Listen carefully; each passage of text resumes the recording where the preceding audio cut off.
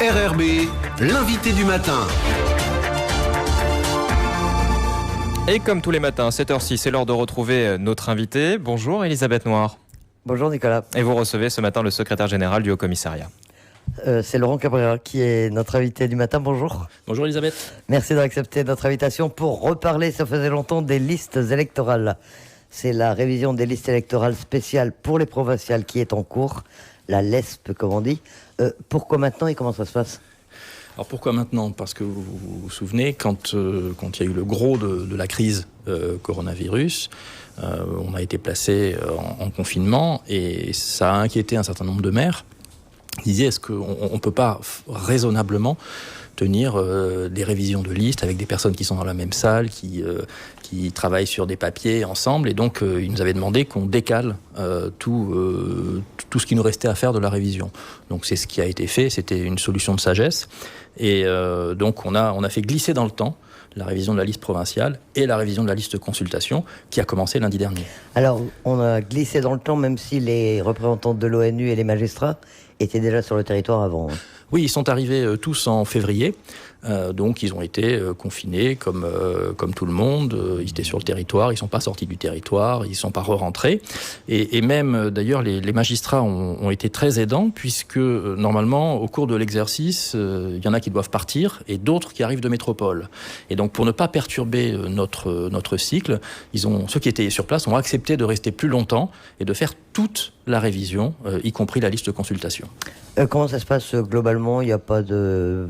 C'est calme, parfois on a connu des commissions administratives un peu agitées. Est-ce qu'avec le temps les choses s'apaisent ? Il y a toujours des désaccords sur des dossiers, mais effectivement quand on pense à certaines années où ça a été très agité, si je puis dire, là c'est calme, et d'ailleurs quand c'est agité on le sait dès le premier jour. C'est le dernier jour également pour d'éventuels recours, c'est jusqu'au 12 mai, donc aujourd'hui. Est-ce que, alors on en a parlé il y a quelques temps, mais est-ce que les gens ont encore le temps de faire des recours aujourd'hui s'ils s'aperçoivent tout d'un coup qu'ils ne sont pas sur la liste ? Oui, alors c'est le dernier jour pour faire un recours au tribunal de première instance ou aux sections détachées de Koné et de Lifou pour la liste provinciale. Donc si une personne n'est pas sur la liste provinciale et qu'elle estime qu'elle devrait y être, elle peut encore le faire, mais maintenant, il faut qu'elle se dépêche, parce que c'est le dernier jour. Et c'est la consigne qu'on donne à chaque fois, aller vérifier dans sa mairie si on est bien inscrit sur la liste. Exactement. Comment est-ce qu'on peut former un recours ? Vous nous rappelez rapidement les documents qu'il faut fournir ou les procédures à suivre ? Alors, c'est une demande qui est faite sur papier libre, en donnant des motifs, parce qu'effectivement, on dit, voilà, je remplis tel critère ou tel autre, on apporte tous les documents qu'on a pu rassembler. Ce qui est important, c'est qu'au moment où il va y avoir l'audience au tribunal, il faut que la personne ou son représentant soit présente. Quand est-ce qu'elle sera arrêtée définitivement, cette liste électorale spéciale pour les provinciales ? Le samedi 30 mai. Donc c'est quand même assez rapide. Et alors, qu'on s'entende bien, c'est pour les provinciales, les éventuelles provinciales de 2024. Oui. Ça veut dire qu'il y en aura en 2024. Mais pour l'instant, on est toujours dans la logique de dire qu'il y a eu des provinciales en 2019 et la durée de mandat d'un congrès et des assemblées de province, c'est 5 ans. Quels que soient les référendums qui entre les deux, on prévoit un calendrier qui lui est pérenne. Oui, on est toujours obligé d'être prévoyant et de prévoir un calendrier entre guillemets normal. Alors ça, c'est donc pour la LESP, la liste électorale spéciale pour les provinciales. Dernier jour pour former un recours, c'est ce 12 mai. La liste électorale spéciale pour la consultation, pour le référendum, quel est le calendrier là ? Alors elle a commencé lundi 4 mai. La première phase, elle va se poursuivre jusqu'à vendredi qui vient. Et pendant cette première phase, les commissions, elles examinent les demandes d'inscription des électeurs et aussi les cas de toutes les personnes qui ont été inscrites, qu'on propose d'inscrire automatiquement. Donc ça va s'achever vendredi et il y a un rendez-vous qui est important pour les Calédoniens concernés. C'est samedi prochain, le 16 mai. Il va y avoir l'affichage dans les mairies de la liste des personnes qui auront été inscrites automatiquement. Donc sans avoir à faire de démarche. Et c'est important d'aller vérifier en mairie si son nom y est ou pas, parce que les personnes qui sont concernées par cet exercice-là, elles n'ont pas été prévenues jusqu'à présent, puisque l'administration a fait le travail avec les mairies, avec l'ISEE, pour préparer des listes, et donc c'est samedi qu'à partir de samedi, que les personnes pourront vérifier si elles y sont ou pas. À vérifier en mairie, il y avait une application qui avait été mise en place par le commissariat.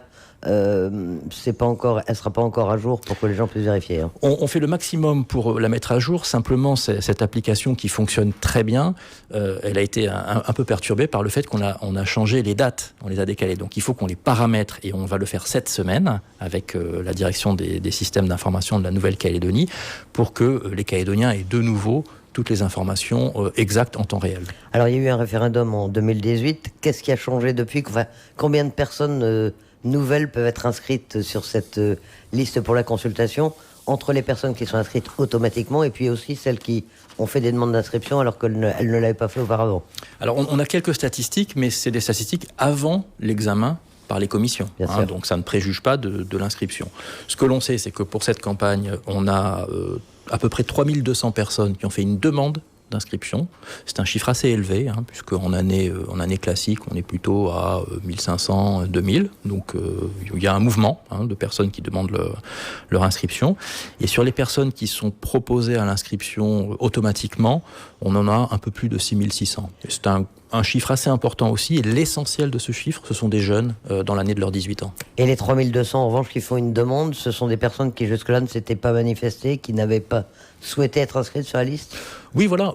C'est quand même un chiffre important, 3200, au vu du corps électoral de la Calédonie. Oui, ou auprès desquels, peut-être finalement, les campagnes nombreuses, multiples des différentes années menées par l'État, par les mairies, par les mouvements politiques, ont fini par porter.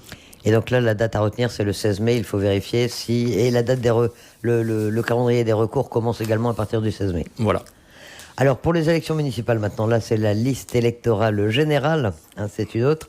Avec deux questions. Le second tour de ces élections, puisque le 15 mars, il y a eu le premier tour et qu'on s'est arrêté ensuite pour cause de crise du Covid-19. Et puis la date d'installation des conseils municipaux qui ont été élus au premier tour. On attend les dates. Voilà. Ce qu'il faut savoir, c'est que, ce que vous savez, c'est que la situation sanitaire dans les collectivités du Pacifique, donc la Nouvelle-Calédonie, Wallis et Futuna et la Polynésie française, elle est différente de celle de la métropole. Globalement, pour l'instant, en tout cas, on est sorti d'affaires. Et donc ça a été pris en compte puisque le gouvernement national a pris des textes qui permettent d'organiser le deuxième tour des municipales à une date différente en Nouvelle-Calédonie et en Polynésie, de la date qui sera choisie pour la métropole. Donc ça, c'est la première chose. Bien entendu, il faut que les conditions sanitaires soient satisfaisantes. Donc pour cela, le haut-commissaire a saisi le président du gouvernement qui a la tutelle sur la DAS, au titre de la compétence santé, pour savoir dans quelles conditions un deuxième tour pouvait être organisé, par exemple au mois de juin, puisqu'il y a une association de maires qui a demandé que le deuxième tour soit organisé en juin. Et donc en gros, ce que la DAS a dit, c'est que si on restait dans la situation sanitaire actuelle, c'est-à-dire il n'y a pas de contamination autochtone, il n'y a rien qui s'opposait à l'organisation d'un deuxième tour au mois de juin, à une date qui reste à définir. En revanche, il devait y avoir des contaminations autochtones, bien sûr, le process serait arrêté. Ça c'est normal, et c'est la DAS, au titre de la compétence santé de la Nouvelle-Calédonie, qui est la seule à pouvoir en juger. Le deuxième sujet qui intéresse un certain nombre de maires, dont les équipes ont été élues au premier tour, c'est de savoir quand ils vont entrer en fonction. Donc là aussi, il y a un texte qui doit être pris, qui peut être distinct de ce qui sera fait pour la métropole, et qui permettra l'entrée en fonction des maires des équipes et des maires qui ont été élus au premier tour. Donc ça dépend d'un décret. Voilà. Et on a une idée, on a aucune idée pour l'instant des dates qui vont être retenues. L'association de maires avait souhaité le 7 juin. Le délai paraît un peu court là aujourd'hui pour organiser le second tour le 7 juin. Le 7 juin, c'est un peu court parce que le décret qui convoque les électeurs au deuxième tour, il doit être pris au moins un mois avant le scrutin. Et ce décret, il doit être soumis à l'avis du gouvernement de la Nouvelle-Calédonie. Donc je pense qu'on est hors délai. Donc il y a d'autres dates en juin. Donc ça, c'est une appréciation qui sera faite effectivement par le gouvernement central à Paris, en lien bien sûr avec les autorités calédoniennes. Il reste le 14 et le 21 juin pour être clair. Et le 28. Comme dimanche, et le 28. Et le 28. Et pour l'installation des conseils municipaux, ce sera 10 juin. Enfin, ce ne sera pas évidemment pas la même date, ce ne sera pas un dimanche, on imagine. Non, ce ne sera pas un dimanche, mais on peut peut-être penser que comme il faut un décret pour convoquer les électeurs et un décret pour fixer les dates d'installation des équipes élues au premier premier tour. Le même texte prévoira les deux. Et vous nous confirmez que c'est bien la Nouvelle-Calédonie qui a la compétence sanitaire et qu'il n'y a pas d'empiètement et de... Ça n'a jamais été remis en cause. Je vais vous donner un exemple très concret.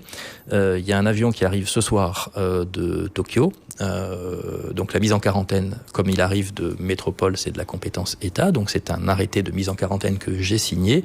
Mais le dossier a été instruit par la DAS et la proposition a été faite par la DAS. Et ce qui est normal, hein, parce que l'État n'a pas de service pour exercer cette mission. Donc il n'y a pas de remise en cause de la compétence santé de la Nouvelle-Calédonie. Alors, autre échéance, le référendum du 6 septembre, le deuxième référendum. Comment il se prépare? Quels sont les problèmes qui se posent par rapport au premier? C'est essentiellement la venue des magistrats, des délégués de l'ONU? Alors, il se prépare dès maintenant. Alors, ça peut surprendre parce qu'on se dit, voilà, on sort de la crise, on est encore en surveillance, si je puis dire, et il commence déjà à s'y remettre sur le référendum.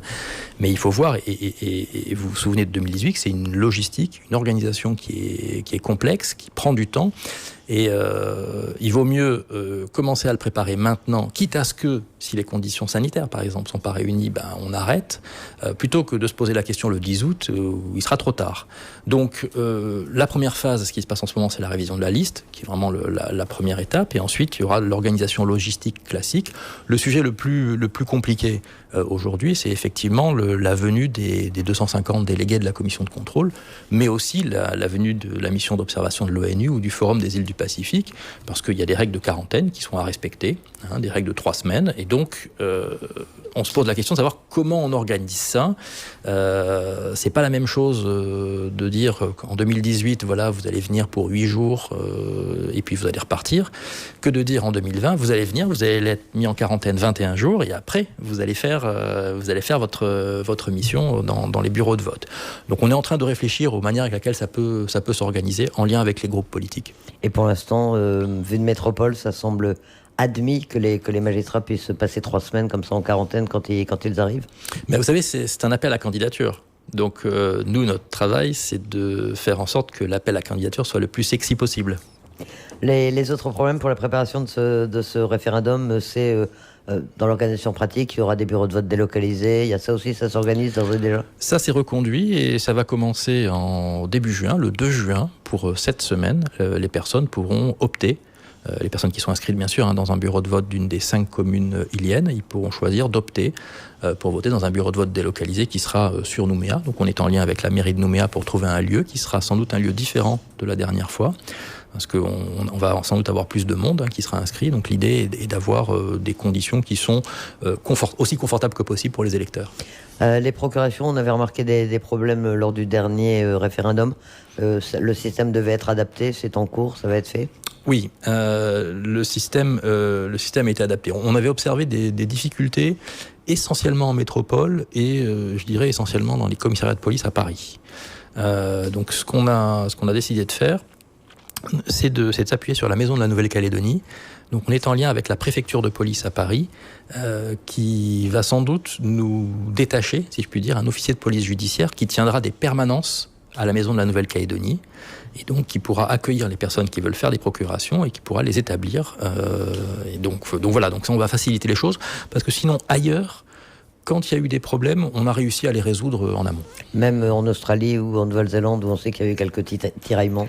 Alors en Australie, au début, il y a des personnes qui ne pouvaient pas établir leur procuration, et puis on a travaillé avec le consulat général de Sydney, qui a organisé des tournées consulaires pour permettre aux Calédoniens qui y vivaient de pouvoir établir leur procuration. La préparation de ce référendum, c'est aussi la réunion des groupes politiques. D'ores et déjà, ça a commencé autour du haut-commissaire. Il y a 2 choses. On a un groupe de travail où on réunit les groupes politiques sur cette question-là.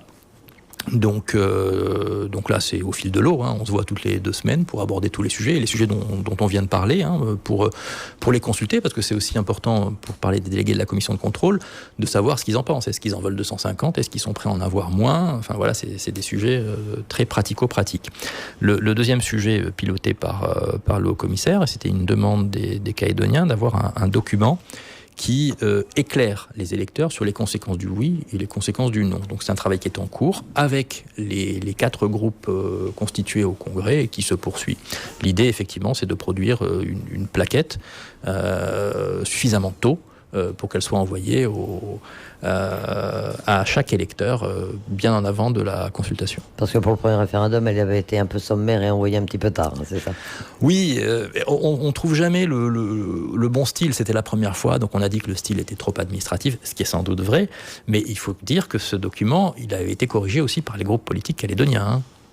La date du 6 septembre pour ce deuxième référendum, il y a consensus, pour l'instant personne ne la remet en cause, malgré la crise sanitaire, malgré la situation globale du monde. Le haut-commissaire l'a dit, il n'y a pas on n'a pas de demande de report de ce scrutin. Donc nous, comme je vous le disais tout à l'heure, on est obligé d'organiser ça, de préparer ça très en avance. Donc on part du principe que la consultation se tient le 6 septembre.